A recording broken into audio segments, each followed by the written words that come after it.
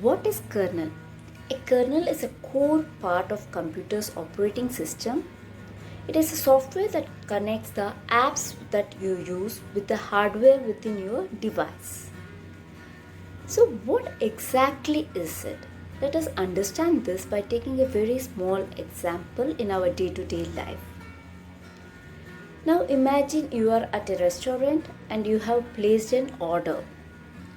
So what would be your ultimate goal? Your ultimate goal would be to have a fast and a tasty food.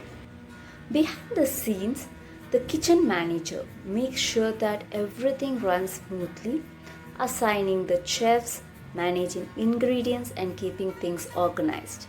In a computer, kernel is like the kitchen manager. It talks between the apps that you use and a hardware like the processor and a memory, making sure everything works together without confusion. So, the kernel is the silent helper that keeps your computer running smoothly while you enjoy using it. So, let us see what is the actual usage of kernel in the system.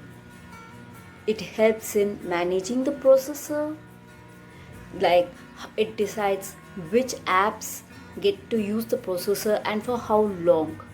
Memory manager, so it keeps a track of which apps use memory, make sure they do not overwrite on each other's data. Handling input and output devices, like when you type on your keyboard, move the mouse or print a document, the kernel makes sure that these device talks to the computer correctly.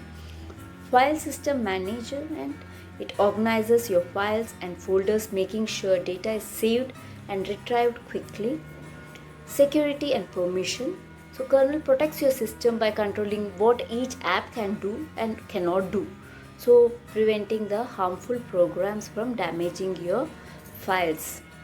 So when you open an example, when you open a browser, kernel gives it a processing time, memory space and access to network, all without you needing to manage it, just like the restaurant.